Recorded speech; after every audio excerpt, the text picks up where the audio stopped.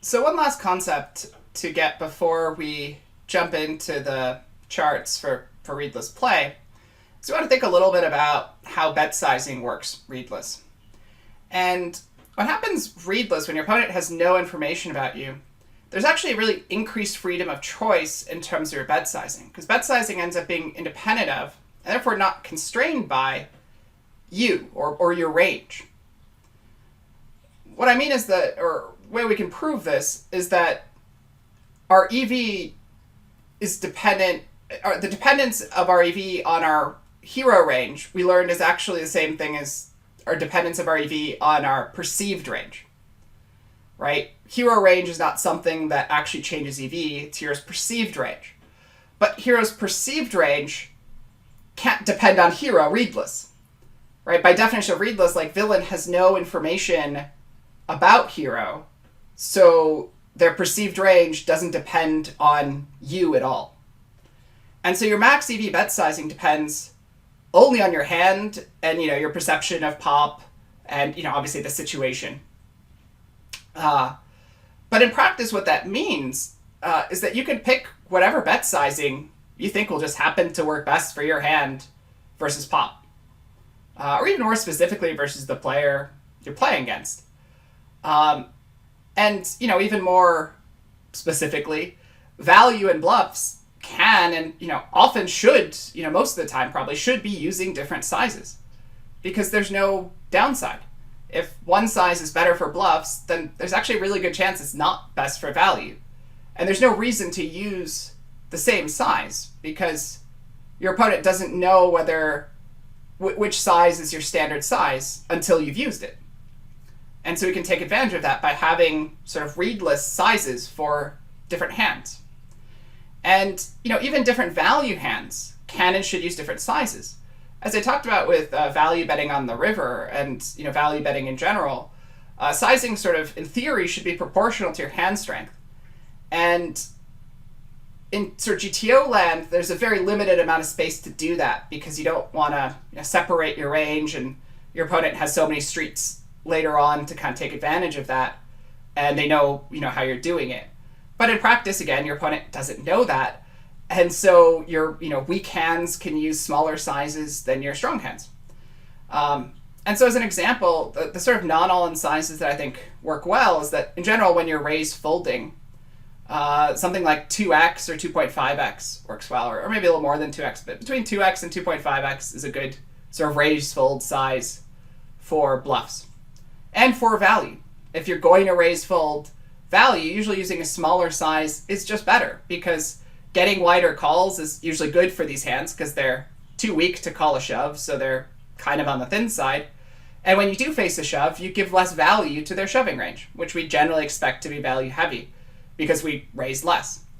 And so it makes a lot of sense to raise fold a smaller size with your thin value and your bluffs. But then when you're raise calling, it often makes sense to use a bigger size, 3x, 3.5x. And you can use the concept of the third of stack. It doesn't have to be exactly third of stack. That's a GTO concept, but something around that makes sense. 10x or half stack. If you're going to raise call, it's fine. You can absolutely raise call half stack with ace king off rather than shoving it. In practice, it'll work out very similarly. But if you think that versus pop readless, you'll do slightly better half stacking, because some people just do stupid stuff versus that they wouldn't do versus a shove, then you should do that. And there's, no reason to think about, any bluffs for that size. I think, in fact, it's a terrible size for bluffs, especially versus pop. For the similar reasons as we'll talk about, shoving versus pop tends to be bad as a bluff. But again, you have this freedom. And you could also raise calls smaller. I mean, if you have pocket aces, pocket kings, I mean, 2xing is fine. You can just min ISO if you think that that's best. But you have to be careful, because you're, limiting how much you're building the pot pre-flop. And you got to think like what you're gaining from that. It's potentially true. I mean, aces kind of does a lot better when people call versus fold. So it could be, worth it, but you still have to weigh the cost and benefit of your specific size. But you have that freedom, you have that option, and it's fine, again, to just only min-raise pocket aces as your only value hand. That's not really a problem, in theory, at all when you're readless. And similarly for non-all and 3-betting, I think raise folding size between 2x and 2.5x, depending on stack depth. In general, I think 2.5x works quite well as a non-all and raise fold. Long time ago when I analyzed this, I did see that there was a correlation between when you used actually a bigger size, you actually get slightly more 4-betting, which is interesting. I think people end up shoving a little bit wider for value over it because they feel more committed. But that's not necessarily a bad thing for bluffing because they're usually, again, shoving value hands, and you do get more folds for it. But you can use 2.25x, but using a smaller size. On the other hand, when you're raise calling and you might want a 2x, because you might, pocket aces, pocket kings, I think in particular, versus pop, 2xing is quite appealing. It tends to get quite a bit wider range and still gets a fair amount of 4-bets. But 3xing or even more, you can still, third of stack or 10x or whatever with hands that are strong enough to do that. And because we included that giant size in GTO land, you actually have some immediate sense of what hands are strong enough to actually raise giant for value. And once it's strong enough to third of stack, it's obviously strong enough to, half stack, right?